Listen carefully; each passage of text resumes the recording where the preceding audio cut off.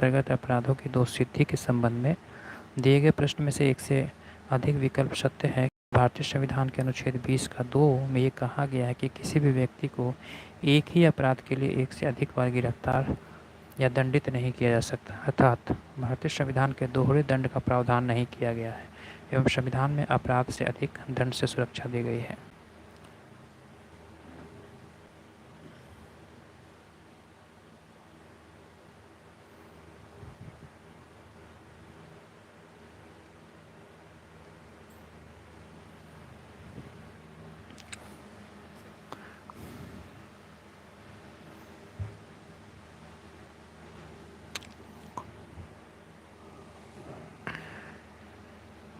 जी बिल्कुल, हम डिस्कशन के साथ आप लोग के साथ चल रहे हैं और उसकी जो व्याख्या है उसके संदर्भ में हम जो इम्पोर्टेंट इसके बारे में है वो बिल्कुल डिस्कस किए जा रहे हैं।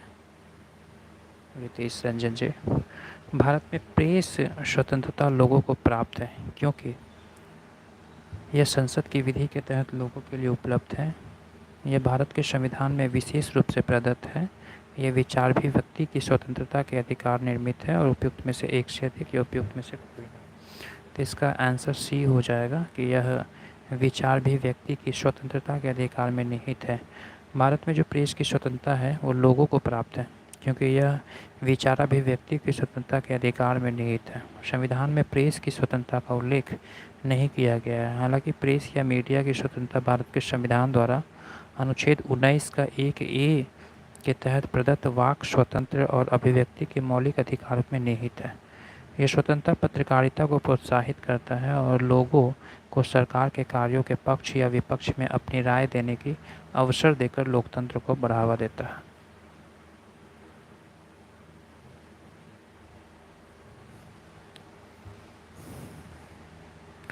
जी हिस्ट्री भी है और पॉलिटी भी है। 6 to 8 में जो है वो हिस्ट्री पॉलिटी दोनों है।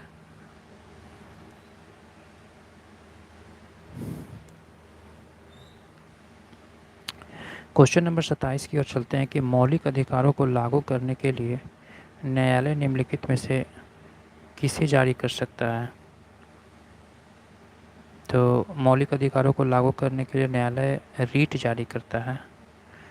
आगे देखते हैं कि मौलिक अधिकारों को लागू करने के लिए सर्वोच्च न्यायालय तथा उच्च न्यायालय को रीट जारी करने का शक्ति प्रदान है और भारतीय संविधान के अनुच्छेद 32 को महत्वपूर्ण अनुच्छेद माना गया है क्योंकि यह प्रावधान करता है कि मौलिक अधिकारों की रक्षा का अधिकार अपने आप में एक मौलिक अधिकार है। संसद किसी भी अन्य न्यायालय को सभी प्रकार के निर्देश, आदेश और रीट जारी करने का अधिकार देता है।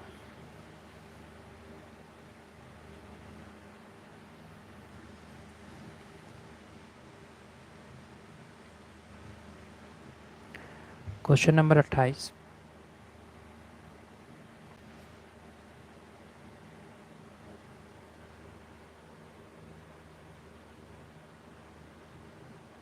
रितेश रंजन जी, ये यूथ पब्लिकेशन का बुक है। बीपीएससी TRE 1 से लेकर TRE 3 तक जितने भी क्वेश्चन पूछी गई है उसकी सारी सॉल्व पेपर है।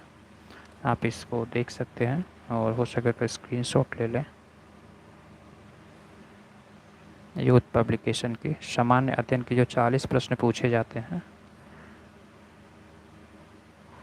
उसके रिलेटेड बुक आई है। ऐसे आप जो आपकी सब्जेक्ट है उसके रिलेटेड भी क्वेश्चन इसमें दी गई है ताकि आप भी स्मार्ट करके उसके आधार पे ही NCERT बेस्ड तैयारी कर पाएँ।